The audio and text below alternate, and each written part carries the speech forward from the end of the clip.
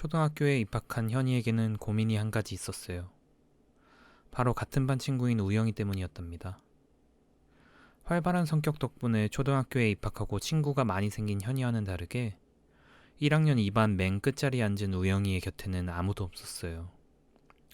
허름한 옷을 입고 매일 구석에 앉아있는 우영이에게는 친구가 없었답니다.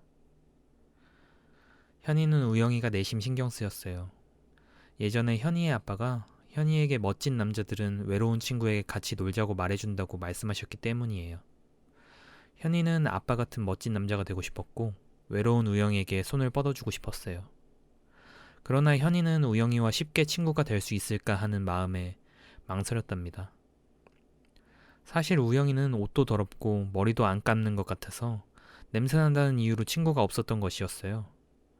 우영이에게 같이 놀자고 하면 현이까지 냄새난다고 친구들에게 놀림받을까봐 현이는 우영이에게 말을 거는 것이 망설여졌어요. 현이에게는 아끼는 신발이 한 켤레 있었어요. 그 신발은 세상에서 가장 멋진 남자인 아빠가 사준 것이기도 했고 또 현이에게 아주 중요한 의미가 담긴 신발이었어요. 흰색 바탕에 검은색 줄무늬가 그려진 멋진 현이의 신발은 태어나서 처음으로 현이 스스로 신발끈을 묶은 신발이에요. 현이의 아빠는 현이에게 신발끈 묶는 법을 알려주시며 멋진 남자들은 신발끈을 아주 잘 묶는다고 말씀하셨어요. 그래서 그런지 아빠가 현이의 신발끈을 묶어주실 때면 잘 풀리지 않았답니다. 하지만 현이가 스스로 묶은 신발끈은 자주 풀리곤 했어요. 신발끈을 잘 묶지 못해서 시무룩한 현이에게 아빠는 아직 현이가 신발끈 묶기에 익숙해지지 않았기 때문이라고 말씀하셨어요. 신발끈 묶기를 계속해서 연습하면 언젠가 잘 묶을 수 있을 것이라고, 곧 멋진 남자가 될 수 있을 것이라고 말씀하셨어요. 반 친구들에 비해 우영이는 할 줄 아는 것이 아무것도 없었어요. 선생님이 발표를 시키면 대답도 잘 못했고 체육 시간에 달리기도 잘 못했어요. 아무래도 우영이는 현이의 아빠처럼 멋진 남자는 될 수 없을 것 같았어요. 우영이는 점심시간에도 아이들과 멀찍이 떨어져 앉아 혼자 밥을 먹었어요. 아이들은 우영이가 곁에 있는 것만으로도 냄새가 난다며 질색을 했어요. 현이는 마음속으로 우영이에게 같이 밥을 먹자고 할까 생각했지만 아이들이 냄새나는 우영이를 놀리는 것을 보며 현이도 아이들처럼 우영이에게 냄새가 난다며 왼쪽 손가락으로 코를 잡고 오른손으로는 허공을 휘휘 저었답니다. 신발끈도 제대로 못 묶고 친구를 놀리는 현이는 아직 멋진 남자가 되기엔 이른 것 같았어요. 현이의 신발끈은 자주 풀렸어요. 일주일 전 비 오는 날에 우산을 들고 뛰어가던 현이는 풀린 신발끈을 밟고 물 웅덩이에 풍덩 빠져버렸어요. 쫄딱 젖어버린 현이는 훌쩍거리며 풀려버린 신발끈을 질질 끌고 집으로 돌아왔어요. 울면서 집에 들어온 현이를 엄마는 깨끗이 씻겨주셨어요. 엄마는 현이에게 아빠에게 다시 한번 신발끈 묶는 법을 배우라고 말씀하셨어요. 현이는 고개를 끄덕이며 멋진 남자인 아빠가 집으로 돌아오는 것을 기다렸어요. 저녁이 되자 보글보글 찌개 끓는 소리와 함께 아빠가 집에 돌아오셨어요. 머리끝부터 발끝까지 단정한 아빠는 현이와 달리 비를 한 방울도 안 맞은 것 같았어요. 역시 아빠는 멋진 남자였어요. 현이도 어서 빨리 아빠처럼 되고 싶었어요. 우영이에게는 아빠가 없대요. 오늘 학교에 가보니 친구들이 말했어요. 냄새나는 우영이에게는 부모님이 없대요. 치매 걸린 할머니랑 같이 살아서 옷 빨아줄 사람도 없어서 냄새가 나는 거래요. 매일 빨랫비누로 머리를 감고 와서 머리가 그렇게 푸석푸석한 거래요. 아이들은 우영이를 고아라며 놀려댔어요. 현이는 속으로 아빠가 없었으면 어땠을까 상상했어요. 상상만 해도 끔찍했어요.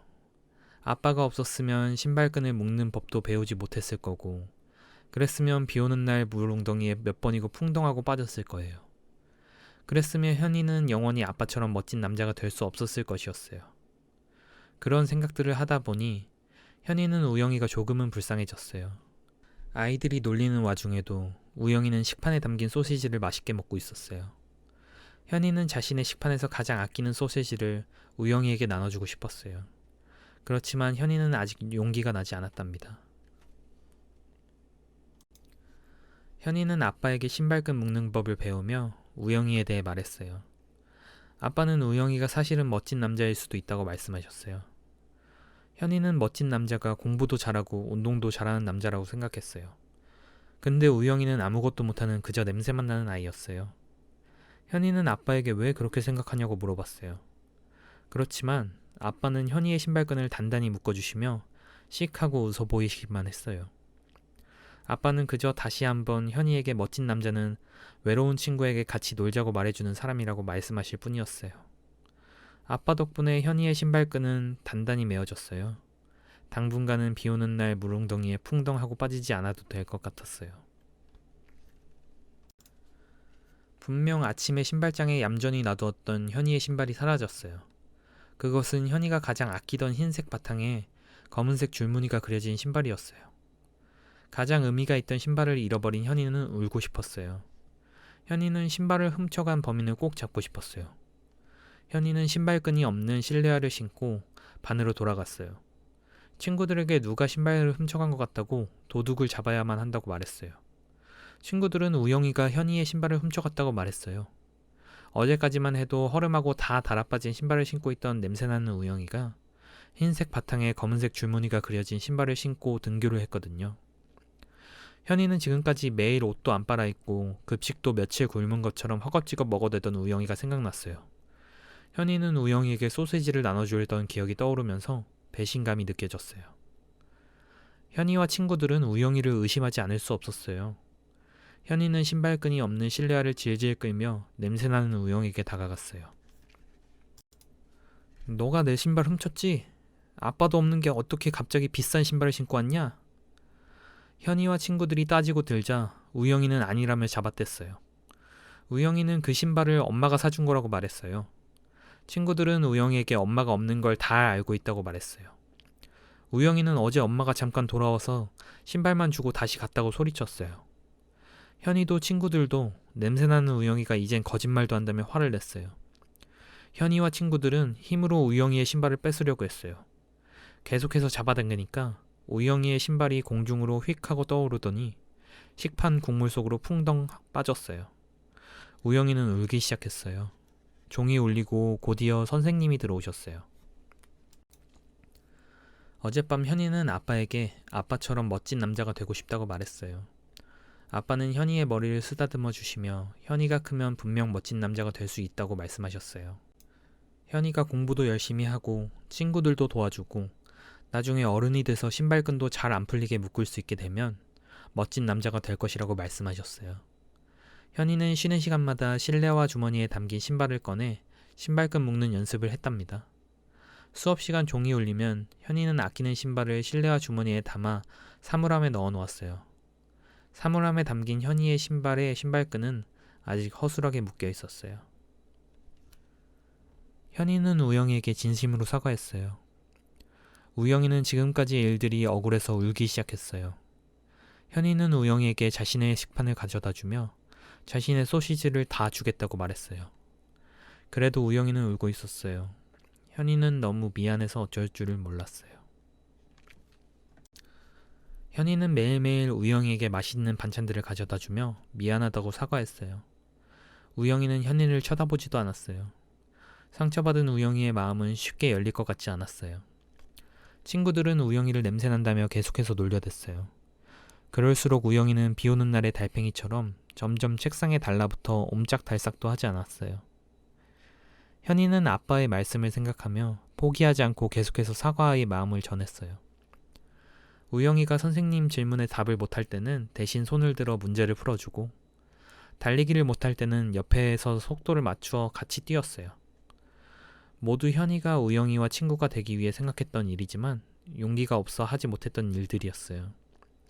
미안함 때문인지 멋진 남자가 되기 위해서인지 현이는 계속해서 우영이가 하지 못하는 일들을 도와주고 싶었어요.